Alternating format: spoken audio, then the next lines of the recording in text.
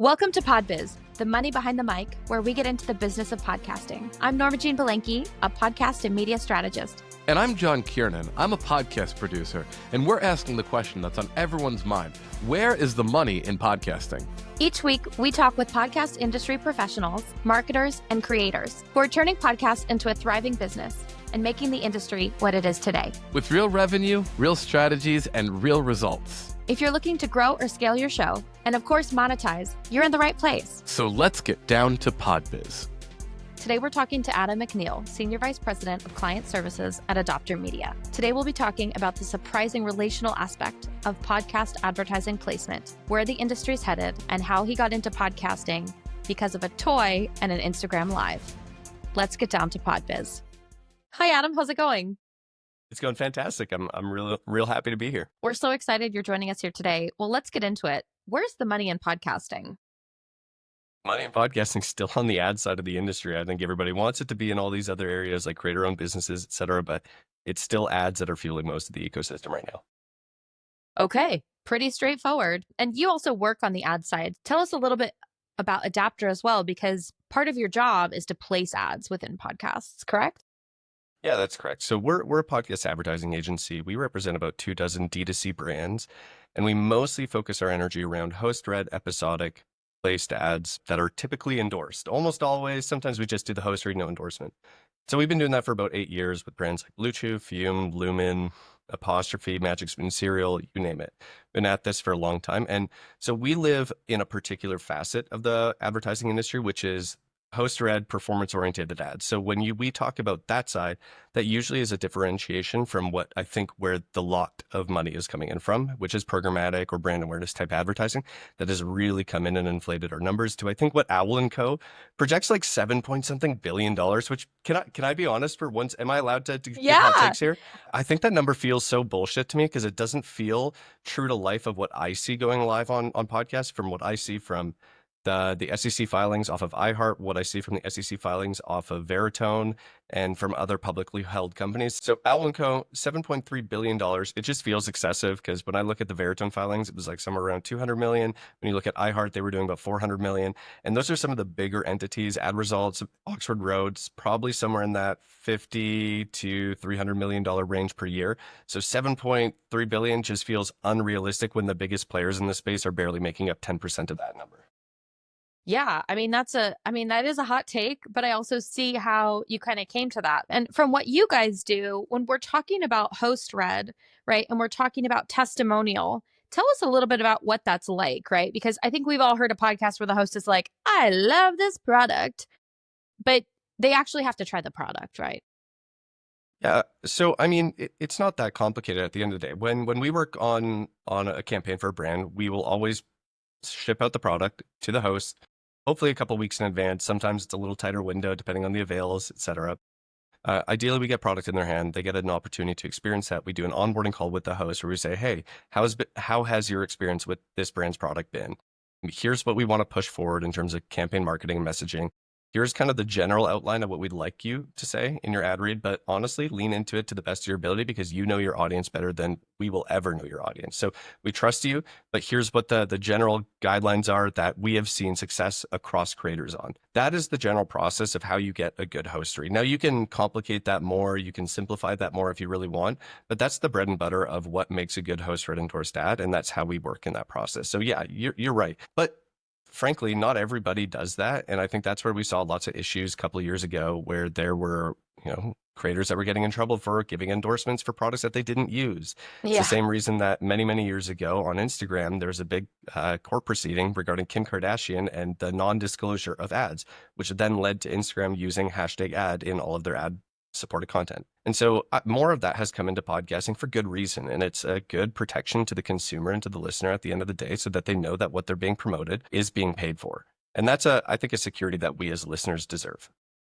Yeah, absolutely. I think you're also leveraging the trust that the audience has with the host, with a media that they have chosen, right? Actively chosen, and with a host that they actively choose, right? Who they have built that trust with over the course of, their listenership. So to leverage that trust for a product that maybe hasn't been utilized when the host is saying, I use it every day, I love it. That's a really important ethos and distinction to have as well. Totally. And to be fair, it's clearer now than it ever was before. If we go back 5 years into podcast history, ads didn't always feel like ads. They felt like genuine integrated content where a host might have gone Sherry's berries like Bill Burr and go on this long rant. And yeah, you could tell it was an ad, but it was also just fun and content and engaging. And in some cases, it was hard to know if it was an ad or not an ad.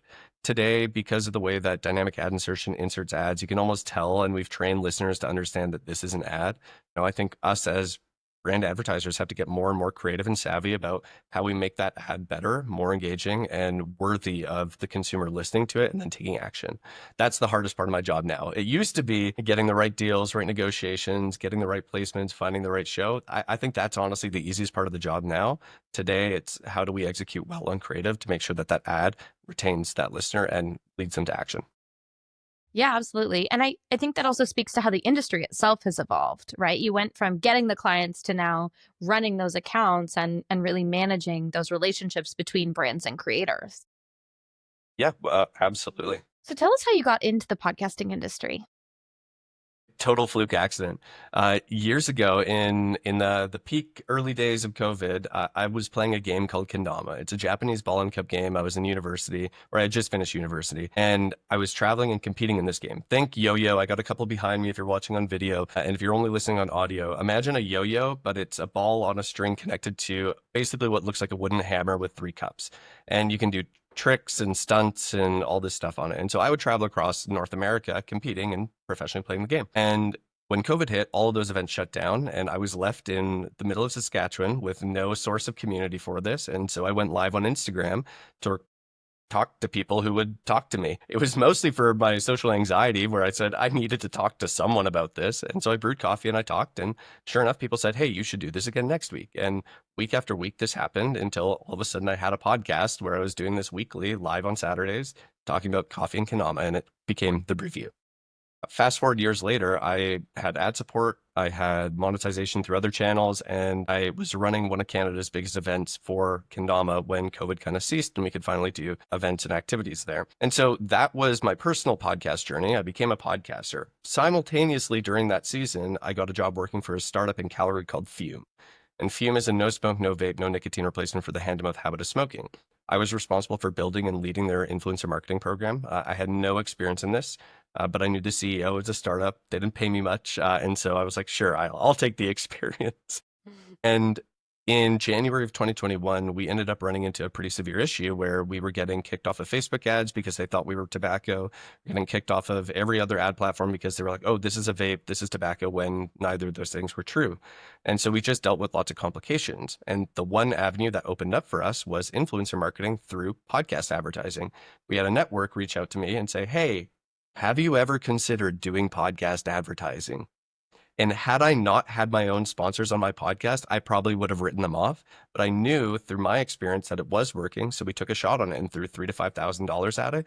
Sure enough, we were seeing results quickly. And years later, grew that brand to multi-millions of dollars through podcast advertising alone, and then other channels, et cetera. But that led me to my now career working for Adopter Media, where I got connected to my founder. And I still manage that brand's account and dozens of other brands. And I've been doing it ever since. So about 4.5, almost 5 years in the podcast advertising space. Fantastic. Podcasting has been around for, a couple of decades, but we're still in that infancy of everybody's journey to the professional space is different. And so if you had to think about one move or metric that really made the biggest impact on your podcasting career, what would you say it was? Posting on LinkedIn easily. It's not a metric per se, but if No, I wasn't sharing my journey, I would never have gotten the job that I had. I also would never have gotten the critique or the judgment that I had that then honed me and refined me to be better at my job. I would post and I would shit post on LinkedIn everything I was learning. I would Google every week when I worked at Fume how to do podcast advertising. And it was the same 3 bullshit articles, one from, I don't know, I want to say iHeart, one from HubSpot, one from another one. I can't remember. And they weren't practical. They didn't actually give me guides on how to do podcast advertising. So I'm sitting here, sitting in my own mess, trying to figure this thing out.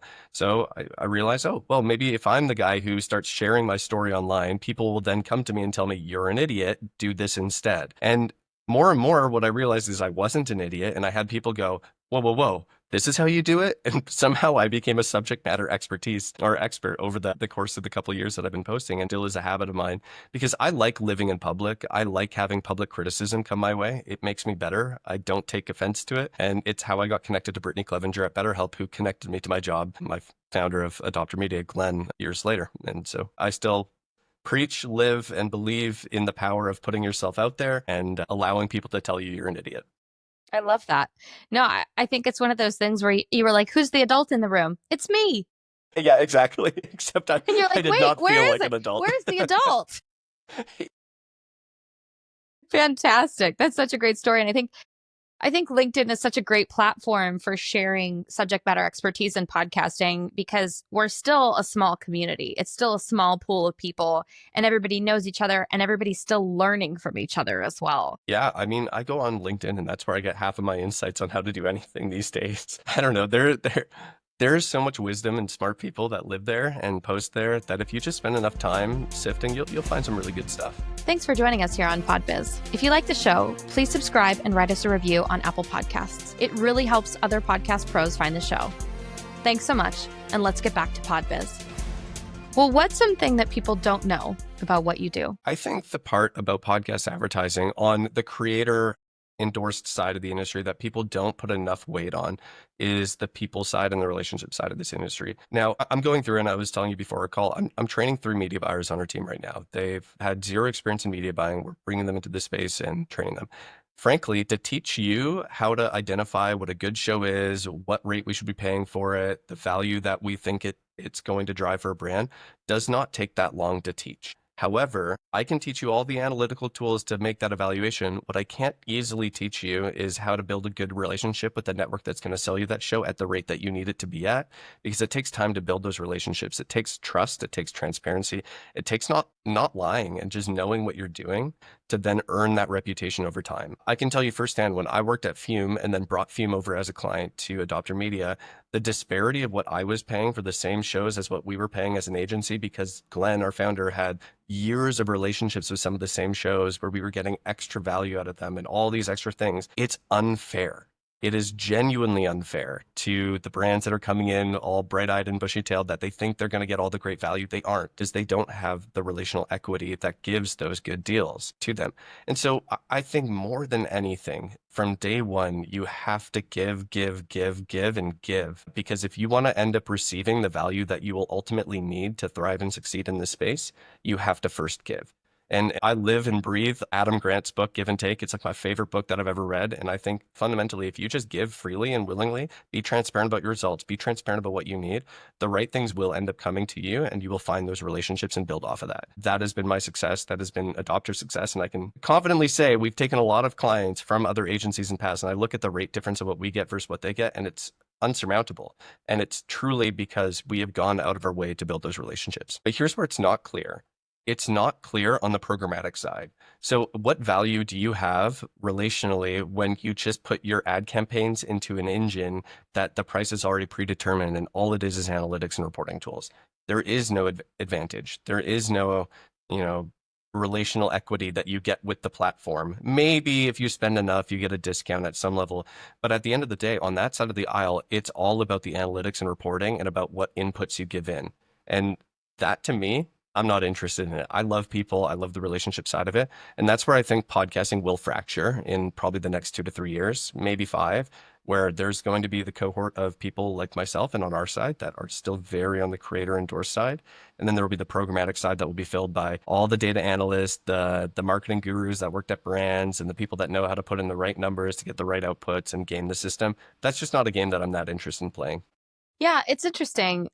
And for everybody out there, programmatic ads are served in near real time. So it's server to server communication. There's not humans involved. So when you're listening to a podcast, it decides microseconds before it serves you the ad. This is the ad you're going to get. And that can be very valuable if you have real estate and the host maybe doesn't have the bandwidth or the time, or, you're broadcasting across multiple markets and you want to be able to serve local advertising to specific demographics. It can be helpful, but it's interesting, right? I think that there might be that fracture, or it might just be that concentration, right? Where I think we've seen certain aspects of monetization and podcasting really concentrate in the last 5 years. And so it might just be that things continue to focus in certain directions. Yeah, it's interesting on the programmatic side because I think we've all had that experience where you're listening to a podcast and then an ad pops up and it's, maybe a different volume. Maybe it's totally unrelated. Maybe it pulls you out of the show in a way that's really unpleasant. That being said, programmatic ads do get results. They're not quite as high as host read. And I'd love for you to speak about that as well. Well, I think there's 3 tiers of ads, right? There's host read, maybe call it episodic, but we'll just call it host read without getting down that rabbit hole. Then there's the programmatic side. So all these produced ads, your McDonald's, your whatever that's getting inserted. Then there's streaming ads. And I think what programmatic exists at currently is not something I'm a big fan of. Where I think streaming is going, I'm more of a fan of as a replacement for what programmatic is today. The reason I like streaming is there's far better data associated with it to make better decisions. With streaming ads, if you're unfamiliar to the audience, ads are inserted at the time of listen, not at the time of download. And so we can track the actual listen time of the ad. So if I insert the ad for you, Norma, and you only listen to the first 10 seconds because it's a really crappy ad, well, I'm going to see that data on the back end and go, I've made a really bad ad. Norma hates it. I should probably make a better ad to do it. On programmatic, we don't get that same data. We only know, well, did they download the ad and did they make a conversion? Did they visit the website? I have no other insight to know if my creative is actually good or bad, aside from the end outcome. With streaming, I think we can be better advertisers because we get a little bit more to play with and to know if we're driving results, and we see the impact of what we're doing more quickly and more clearly.